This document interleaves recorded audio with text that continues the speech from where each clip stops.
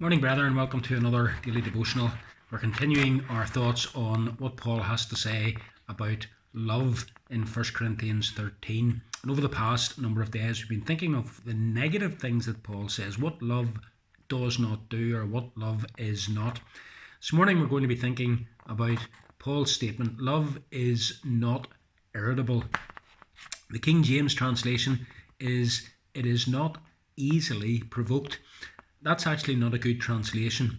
The word easily shouldn't be there because in the original Greek, this is a very strong negative statement, not allowing for the word easily in any way whatsoever. It's been suggested that the possible reason why the translators put the word easily in there was because King James was himself a man who was given to a quick, violent temper. And so perhaps realising that he mightn't be too pleased with this stark statement, love is not provoked, they decided to put the word easily in. Be that as it may, the fact of the matter is that this is a very strong statement about love not being irritable. I suppose in some parts of Northern Ireland, we could translate it, it is never, never, never irritable. It's an absolute negative. Basically what Paul is saying is that love never flies into a fit of rage. It's the idea of having a convulsion of violent inner emotion, which then perhaps manifests itself in a person's words, and then perhaps goes on and manifests itself in their behaviour. Proverbs 14 and verse 17 says, a quick-tempered man acts foolishly.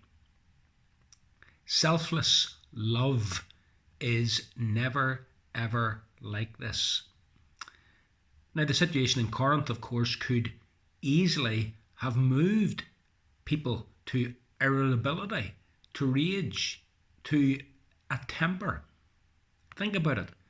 There was divisions. There was all kinds of immorality. People were taking one another to law over disputes. There was friction. So Paul is writing here and he says, Christian love doesn't behave like that. It is not easily provoked. No, it is not provoked. It is not irritable.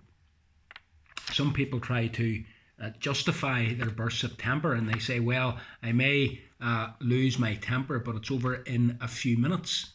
Well, that might be the case, but you could say the same thing of a nuclear bomb. And yet, look at the fallout from a nuclear explosion. And it's the same with rage. Rage is a sign of the condition of a person's heart at that time. Someone who has a hair-trigger temper and always is people walking on eggshells is not demonstrating biblical love. The great Puritan preacher Jonathan Edwards had a daughter, and his daughter, sadly, even though she was a Christian, had a very, very quick temper.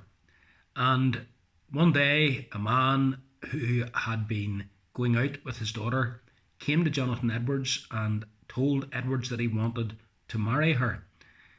No, you cannot have her, said Edwards, but I love her and she loves me. You are not able to have her because she is not worthy of you. Her suitor said to Edwards, but she is a Christian, isn't she? Edwards' reply was, yes, she is a Christian, but the grace of God can live with some people with whom no one else could ever live. And he didn't give permission for the man to marry his daughter at that time. Folks, true biblical love is not irritable.